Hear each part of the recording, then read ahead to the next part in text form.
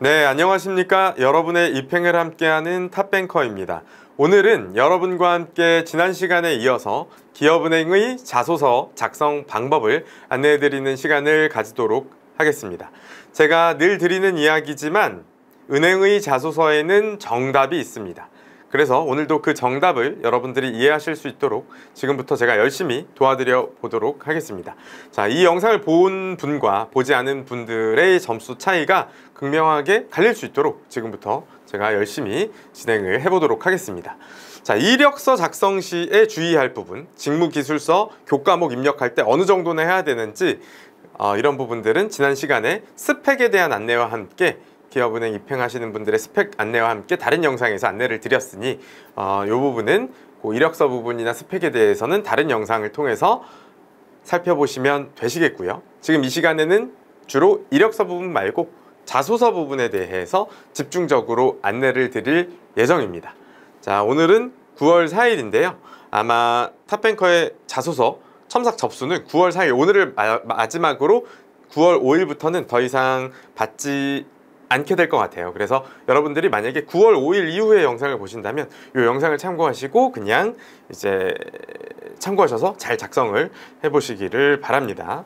자, 먼저 첫 번째로 자소서 작성 방법과 주의사항에 대한 안내를 먼저 드리도록 하겠습니다.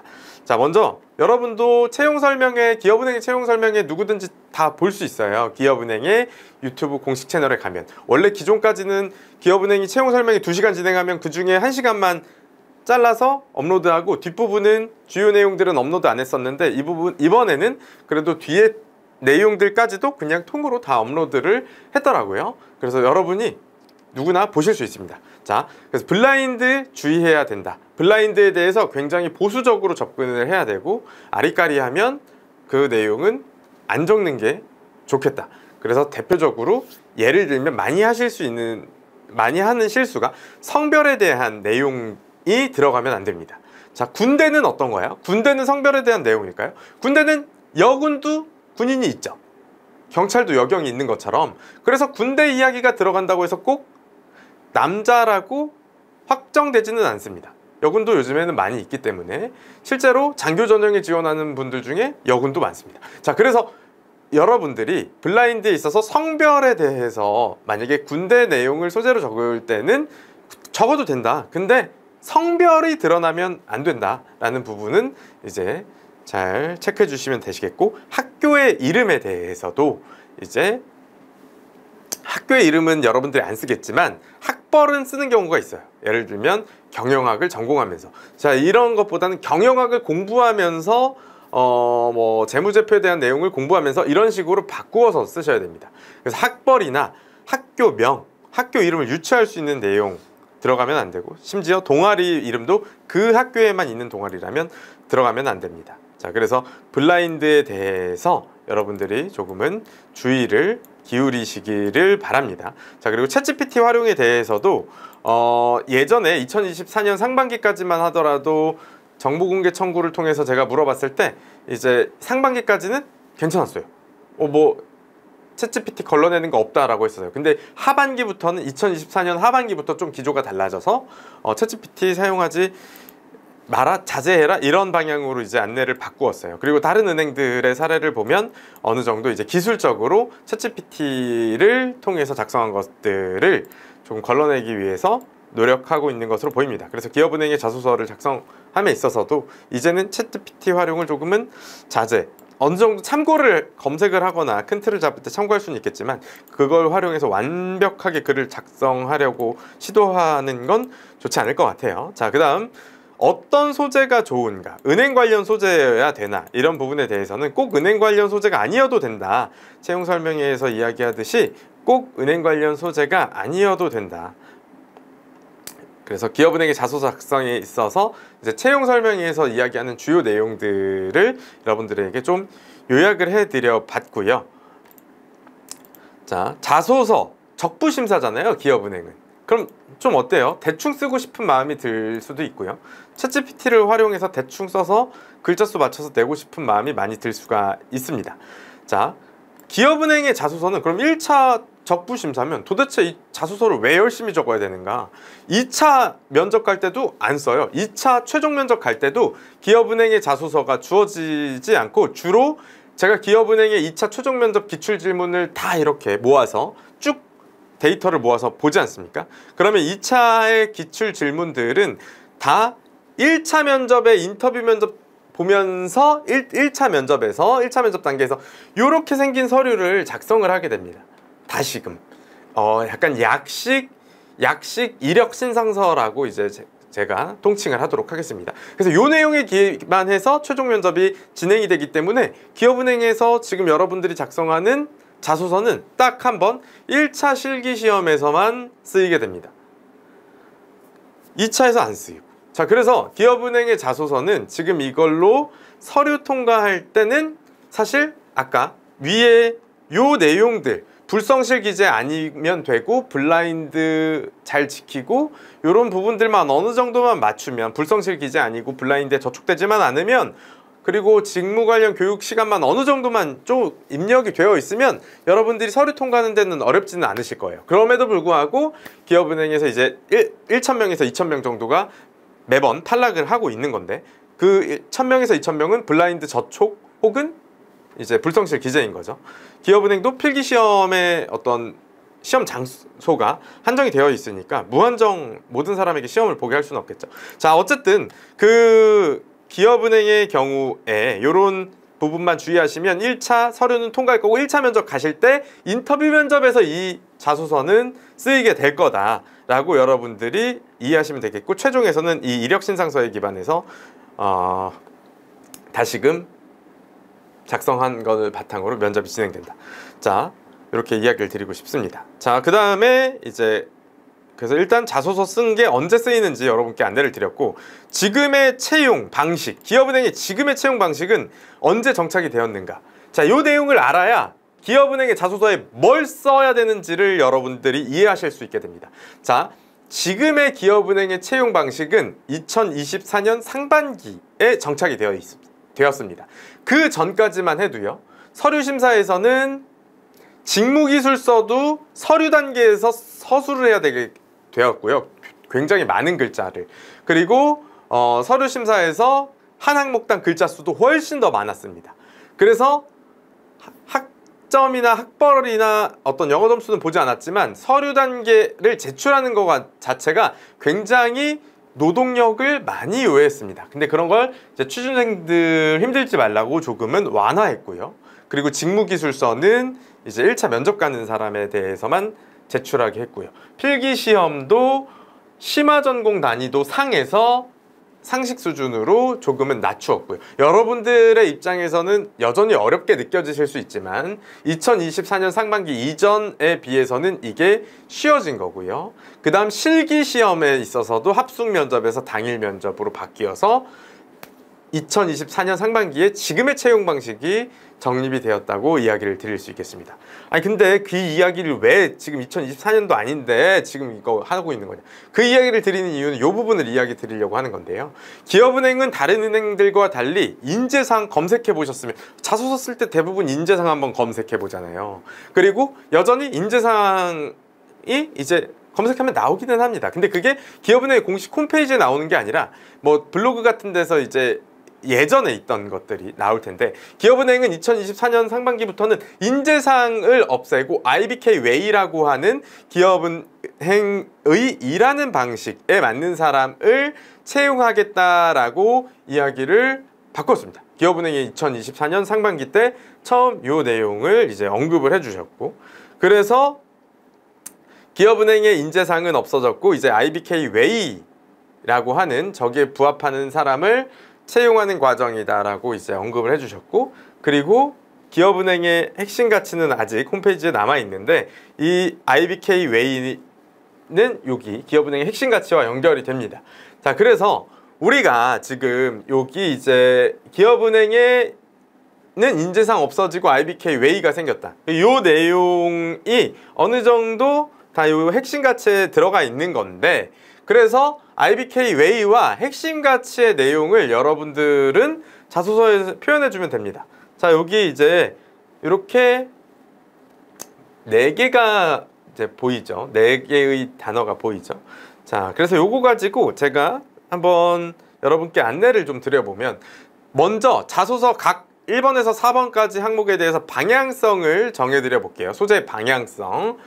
자, 면접에서도 여기에 부합하는 사람을 인터뷰 면접을 통해서 뽑는 거기 때문에, 그래서 아까 제가 1차 실기시험에 갈 때만 이 자소서가 쓰인다고 했죠. 그리고 1차 실기시험에서는 여기에 부합하는 사람을 뽑는 거죠. IBK 웨이에 부합하는 사람을. 그래서 여러분들은 1차 실기시험에서 쓰일 이 자소서에 IBK 웨이와 핵심가치의 내용을 담아내셔야 되는데, 자, 1번은 입행의지와 로열티이고, 나머지 이제 방금 핵심가치에서 본 단어들을 하나씩 넣어보면, 당연히 여기에는 팀워크가 들어가 있으니, 팀워크 자소서 항목에, 자, 이번 항목에는 지원자님의 여러 장점 중 팀워크에 대해서 듣고 싶어요. 최선의 결과를 이끌어내기 위해 팀원으로 했던 역할에 대해서 구체적으로 이야기해 주세요. 자, 그래서 팀워크에 대해서는, 소통과 팀워크에 대해서는, 자, 고객과 하는 소통 말고 이제 팀원들과 하는 소통과 팀워크에 대해서는, 그래서 이번에 소통과 팀워크, 협력 이런 내용들을 소재의 방향성으로 잡아서 당연히 넣으면 되겠고, 요거는 여기 팀워크라고 나와 있어서 너무나 쉽죠. 자, 그 다음 요거랑 요거는 조금 어려울 수 있는데, 자, 이 자소서 항목 읽어볼게요. 지원자님이 생각하는 본인의 단점에 대해서 알고 싶어요. 그리고 그것을 극복하기 위해 기울였던 노력에 대해서도 자유롭게 전달해 주세요. 자, 요 내용에 대해서는 여러분들이 이제 단점이 많이 있겠죠. 뭐 예를 들면 살이 찐 것도 단점일 수 있겠고, 뭐 코를 고는 것도 단점일 수 있겠고. 근데 이제 그런 거 말고 조금은 여러분들의 열정과 혁신을 보여줄 수 있는 거, 열정과 창의적인 사고로 혁신을 추구하는 IBK의 일하는 방식.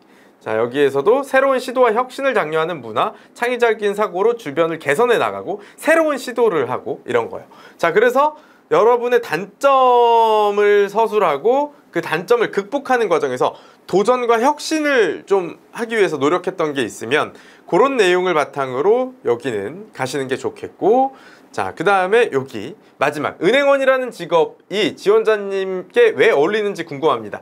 지원자님만이 갖고 있는 차별화된 스토리를 저희에게 들려주세요. 자, 이렇게 나와 있는데, 여기에 대해서는, 자, 은행원 왜 잘 어울리냐에 대해서 여러분이 고객을 신뢰하게 만들었거나 고객을 책임졌던 어떤 본인의 인생에서의 사례나 경험이 있을 수 있겠죠? 그런 내용을 가지고 여기 은행원이라는 직업이 지원자님께 왜 어울리는지 궁금합니다. 이 내용에 대해서는 뭔가 여러분들이 고객을 책임지고 싶다는 방향, 나는 지금까지 고객을 책임지는 일들을 해왔는데 그게 나랑 맞다라는 방향으로 이제 방향을 일단은 잡으시면 좋겠습니다. 자, 글 서술도 같이 해볼 건데, 일단 그래서 방향성에서는, 자, 기업은행은 명시적으로 과거에 이제 요 부분에 대해서 입행의지라는 단어로 이제 그 기업은행의 평가 항목이 있다라는 걸 언급해 주신 적이 있습니다. 그래서 제가 기업은행에 정보공개 청구를 했을 때, 그리고 과거에 이제 채용 설명회나 채용 공고의 내용을 보면 입행의지 이런 단어들을 볼 수 있어요. 이건 로열티랑 비슷하다고 생각을 하시면 되시고, 그래서 기업은행의 지원 동기를, 기업은행에 꼭 가고 싶은 이유를 서술하실 때 여기는 이제 다트나 아니면 기업은행의 관련 기사나 본인과 연결될 수 있는 내용들을 바탕으로 이제 서술을 해주시면 좋겠고요.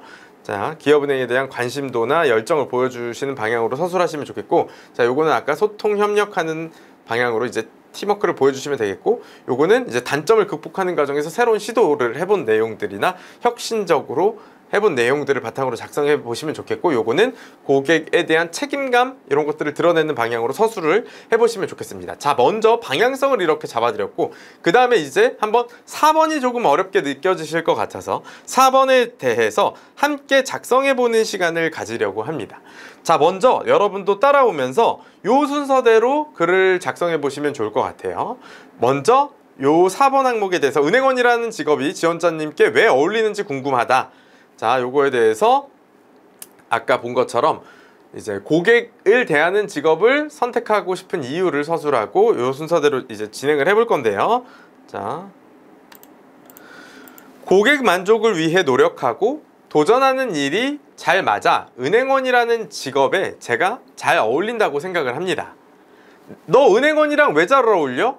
나 고객을 만족시키고 고객을 만족을 위해서 내가 노력하고 도전하는 일이 나는 잘 맞더라고. 그래서 나 은행원 한번 해보려고 해. 은행원이 고객의 자산을 책임지고 성장을 함께 하면서 그 모습을 지켜볼 수 있다는 점이 나는 매력적이라고 생각해. 한 번 사는 인생이라는 말이 있는데 이런 점에서 나는 은행원이 여러 명의 인생을 살아보는 것과 같다고 생각해. 그래서 나는 은행원이라는 직업을 갖고 고객을 좀 책임지고 싶고 여러 명의 인생을 간접 경험해 보고 싶다. 이런 방향으로 은행원이 이제 그 은행원이라는 직업에 대해서 조금 더 구체화해서 고객을 대하는 직업을 택하고 싶다라는 방향으로 이제 먼저 그래서 정답, 제가 아까 정답을 이야기 드리겠다고 했잖아요. 4번 항목의 1문단에는 고객을 책임지고 싶다, 고객에 대한 책임감이 드러날 수 있도록 1문단을 서술을 해주시면 좋겠습니다. 자, 그 다음에 지원자님만이 갖고 있는 차별화된 스토리를 들려달라고 했으니까 여러분의 인생에서 고객을 책임지거나 응대한 스토리가 있으면 좋겠습니다. 그게 편의점이든 은행 인턴이든 그 경험에 경중은 따지지 않겠다고 하는 거예요. 그렇지만 여러분들의 경험에서 고객에 대한 어떤 책임감을 보여주는 사례는 있으셨으면 좋겠고 그 내용을 가지고 서술을 해보셨으면 좋겠습니다. 자, 이제 저기 채용 담당자님이 예전에 2024년 상반기 때 본인의 자소서에 본인은 머리를 셀프 헤어컷, 자기 머리 자기가 깎는다는 내용을 가지고 이제 언급한 적이 있어서 그 내용을 가지고 제가 이 내용도 서술을 해봤는데요. 응용해서 은행은 아니었지만 지금까지 제가 직접 머리를 자르는 셀프 헤어컷을 해오며 나름 인정을 받아 주변 친구들의 미용을 책임진 경험이 있습니다. 고객을 위해 서비스를 제공하며 그들의 인생을 엿볼 수 있었고 만족하는 피드백을 받을 때 보람을 느꼈습니다. 동시에 중요한 일을 앞둔 친구의 머리를 다듬을 때면 책임감도 들었습니다. 이 과정에서 고객을 만족시키고 책임을 다하며 고객의 희노애락을 간접 경험하는 것은 마치 한편의 드라마를 보는 것처럼 다음 만남이 기대되게 만들었습니다.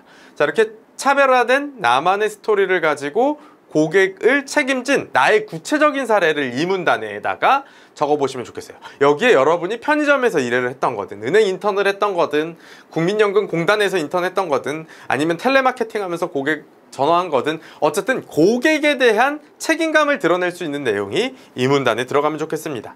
자, 이렇게 이제 하고 3문단에는 그래서 앞으로 이제 향후 은행원으로서도 고객을 책임지고 싶다는 방향으로 마무리 지으면 되겠죠. 향후 은행원이 되더라도 저는 다음번 고객님과의 만남을 기대하며 고객님을 위한 서비스에 최선을 그리고 책임을 다하고자 합니다. 이러한 노력을 통해 고객님의 성장 드라마를 지켜보며 다양한 인생을 응원하는 은행원으로 남고 싶습니다. 여기 오타 났는데 아무튼 자, 이런 식으로 이제 1, 2, 3문단을 자, 정답은 고객이다. 4번의 정답은 고객이다. 고객에 대한 책임이다. 이렇게 이제 여러분들께 안내를 드리고 싶고 그래서 책임감을 좀 드러내는 방향으로 첫 번째는 1문단에는 고객을 대하는 직업을 선택하고 싶은 이유를 서술하시고 2문단에는 고객을 책임진 본인만의 차별화된 경험을 서술하시고 3문단에는 앞으로 은행원으로서도 고객을 책임지고 싶다는 의지를 드러내시는 방향으로 4번을 서술을 해보시면 좋겠습니다. 자, 그렇게 해서 이제 4번은 작성해 보시면 좋겠고 자, 지원 동기 부분은 아까 제가 입행 의지와 로열티라고 이제 적어 놨는데요.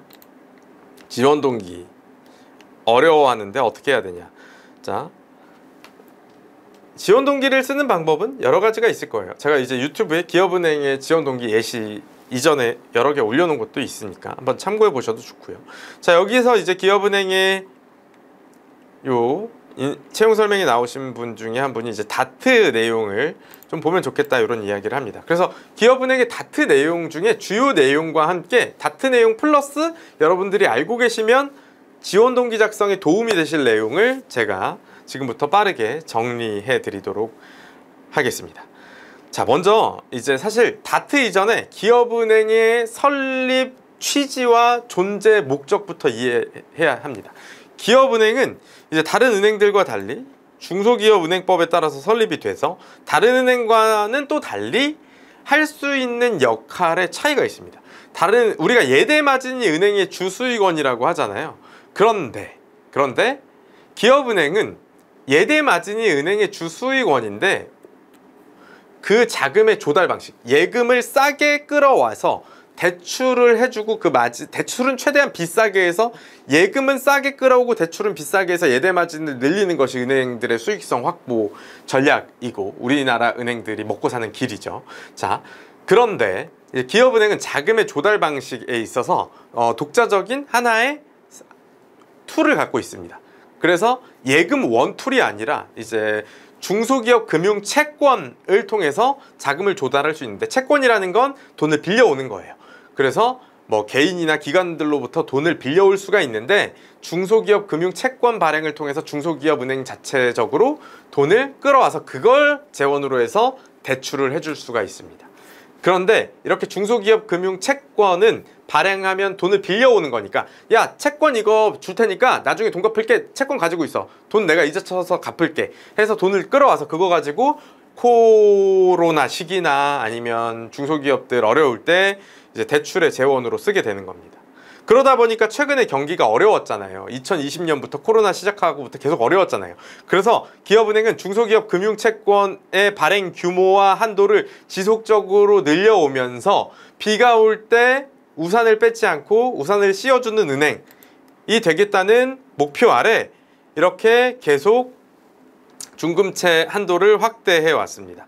그러다 보니까 이자 비용의 증가, 이제 채권이라는 게 돈을 빌려주는 거라고 했잖아요. 그래서 이자 비용이 굉장히 많이 나오고 있어서 수익성 악화의 우려가 있습니다. 그래서 때로는 이게 시중으로부터 예금을 조달받아서 대출을 해주는 것보다 중소기업 금융 채권을 통해서 자금 조달, 요즘같이 경제 어려울 때 소상공인들 망해 나가는데 그거 뭐 자금 회수 되겠어? 이런 의문을 가지니까 이제 중소기업 금융 채권을 발행할 때도 기업은행도 이제 아무리 기업은행이 발행한다고 하더라도 그걸 사주는 사람들이 이자를 많이 쳐줘야 돈을 빌려주려고 하다 보니까 이자 비용이 많이 나가고 있는 상황입니다. 그래서 먼저 지금 중소기업은행이라는 곳은 다른 은행들과 다르게 존재 목적의 차이가 있기 때문에 이렇게 이제 조금은 이 수익성만을 목적으로 하지 않고 중금채라는 툴을 사용해서 어려운 시기에도 소상공인들이나 중소기업을 지원을 하고 있는 부분이 있다. 자, 이제 코로나 때는 코로나 때문에 어려웠고, 그 다음에는 이제 요즘에는 이따가 다트에 이제 나오겠지만 관세나 환율이나 공급망 아니면 뭐 글로벌 전쟁 이런 것 때문에 이제 조금 어렵죠. 그래서 계속 중금채 한도를 늘려오고 그러고 있는 상황이다. 자, 그래서 중소기업 은행 IBK는 존재 목적 자체가 다른 은행들과 다르고, 그래서 이제 대출을 해주는 툴에 있어서 자금 조달의 재원이 하나가 더 있다. 그래서 비 오는 시기에도 우산을 안 뺏을 수 있다. 요 내용에서 이제 요 내용을 이해하고 이제 따라오시면 좋겠습니다. 자,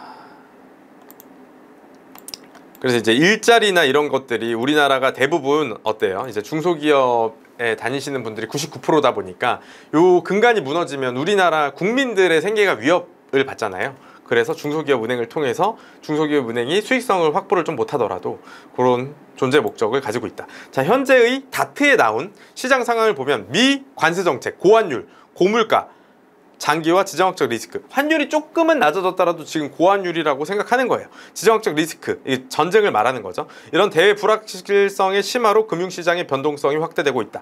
국내에서 내수 부진, 기업 대출 연체율 상승, 가계부채 증가 등으로 잠재 리스크가 상존하는 바, 은행권에서는 건전성 관리와 우량 자산 확보 노력을 강화해야 하는 시점이다.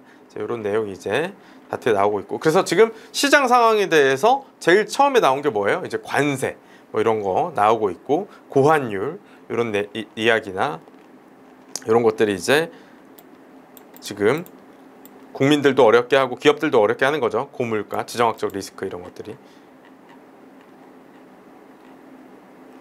자, 경쟁 상황 이거는 그냥 넘어가고 지원 동기 쓸 때 필요한 내용들만 빠르게 살펴볼게요.